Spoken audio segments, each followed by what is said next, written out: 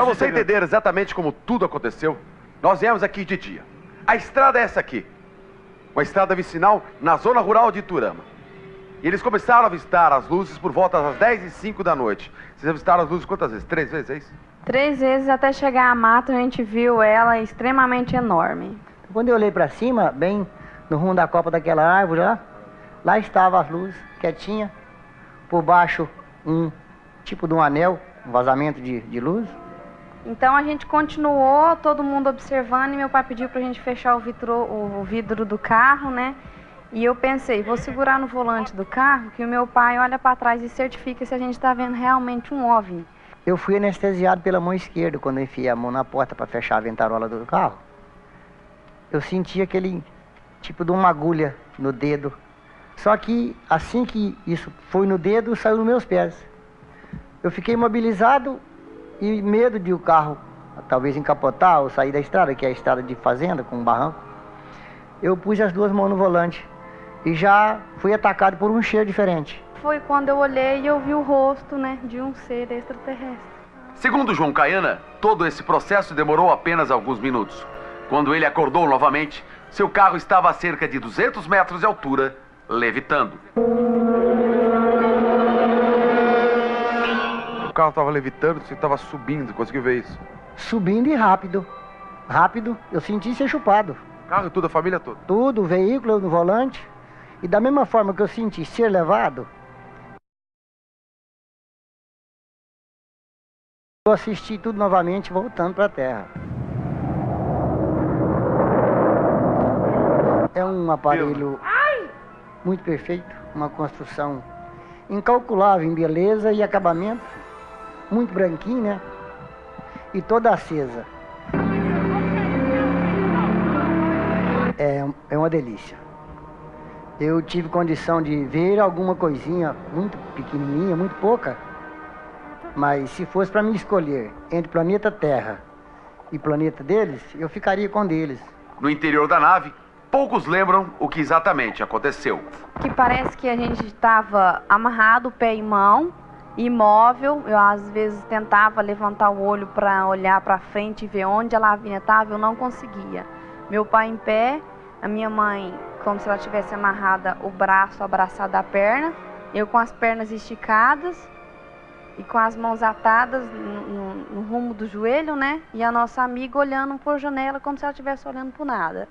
A Lavínia deitada em cima de uma maca, tipo essa de hospital, e 2 seres bem próximos de nós. O mais impressionante nesta história toda é o depoimento da neta de João Caiana, Lavínia, de apenas 4 anos de idade.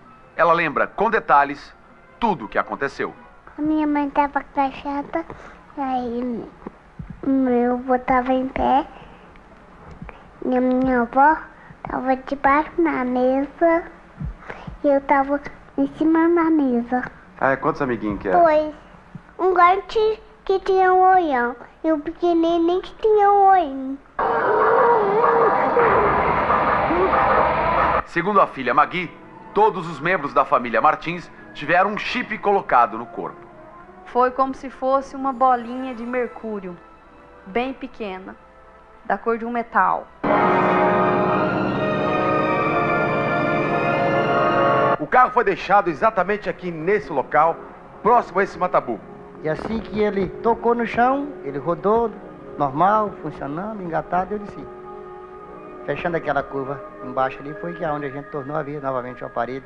E segundo João, foi exatamente aqui neste local que a nave desceu. Mas quais são os vestígios? Simples. As pedras daqui, naturalmente, dessa cor, depois do ocorrido, ficaram assim. Pretas de um lado, da cor natural de outro. O trauma que veio depois abalou profundamente a família Martins. Hoje, João e Magui não têm problemas em falar do assunto. O mesmo não acontece com a esposa de João, Rosa Martins. Eu, como ser humano, jamais conseguiria eliminar isso da minha mente. No meio de tanta gente, por que nós fomos escolhidos? Eu até hoje, eu não consigo, gente, por mais que eu queira falar, dar uma entrevista assim, calmamente, pacífica, eu não consigo.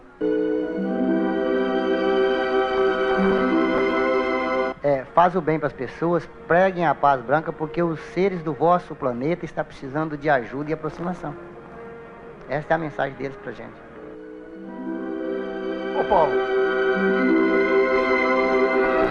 você que esteve lá no local, Paulo tá feio. você acredita nisso? Você acredita que essa família esteja falando verdade? Ratinho, é duro você imaginar que uma família, 4 pessoas e mais uma amiga que ela não quis dar depoimento, porque o pai é um evangélico e proibiu ela tocar no assunto, ele tem medo de tocar no assunto. Você imagina que 5 pessoas contem a mesma história e mais uma criança, né, de 4 anos, que na época tinha 3 anos de idade. Não tinha como treinar uma criança para contar uma história dessa. Não tem, porque eu peguei assim. Você vê que eu fiz entrevistas em vários locais. A única coisa que me deixa meio estranho aí é como é que ele ia falar que os seres falaram de paz, falaram em que linguagem? Então, como é que falaram com a menina? Conversaram, a menina me conta a história que eles conversaram. Eles não conversam pela telepatia, segundo a menina. Não conversam? Não abre, conversa através da mente. Eles conversam. E conversaram com a menina? A menina falou assim, mas eles não eu perguntei, mas eles não mexiam a boca? Ela falou, não, ele falava comigo e não falava nada. Ela falava assim, ele falava comigo e não falava nada. Ela chamou assim, os seres do pratinho tampado, ela chama. Porque a nave, ela viu a nave, segundo ela, de um prato em cima do outro. Então ela chama de pratinho tampado. Quer dizer, o que mais me impressionou foi a criança. Porque eu não acho que os 3, um pai, é um senhor, um eletricista, uma pessoa conhecida na cidade, uma pessoa de uma classe média baixa, não é uma pessoa rica, não almeja nada, vai pegar a mulher e se expor, porque eles estão desde janeiro, desde Bom, nós setembro. vamos tentar trazer a família para cá para contar alguns detalhes, porque eu acho essa história tão fantástica que era importante vir para cá. E eles fizeram regressão, e na regressão eles contam a mesma se você não história. parar de falar, quem vai fazer a regressão, nós dois, já acabou o programa, vai meia hora. Boa noite, Brasil! Vem aí a Hebe Camargo! Seu João Caiana, como é conhecido, é eletricista. A mulher, Dona Rosa, professora. No dia que mudou a vida deles, o casal estava acompanhado da filha, da neta e de uma amiga da família. A gente vinha da fazenda. Logo que saiu, eu parei numa ponteira e eu vi uma claridade. Aí na frente, assim, em sequência, espaço curto. Eu parei numa tabu para mostrar para elas que não era avião. Eu olhei, ele já estava assim, após as árvores, né? Ele estava bem em cima. Trocou a temperatura de calor intenso, eu passei a ter frio e muito frio. Eu não vi a terra, eu só vi a copa dos eucaliptos, que era um eucalipto muito antigo e que não tinha como eu estar no chão e olhar a copa daqueles eucaliptos. Depois que foram levados, ninguém lembra de mais nada. Para descobrir o que aconteceu durante os 50 minutos que ficaram sequestrados, todos passaram por regressão com especialistas. E na regressão consta uma cirurgia da cabeça da minha filha, fez uma coleta de sangue na perna esquerda da minha mulher. A minha neta foi furada assim, parei com a coluna aqui, no pezinho. Logo depois, uns tempos, eu vi 3 na porta do meu quarto, que é os 3 que tem com nós, que é uma raça. E eu ainda queria morrer de apavoramento, porque o meu negócio é proteger a família, era isso.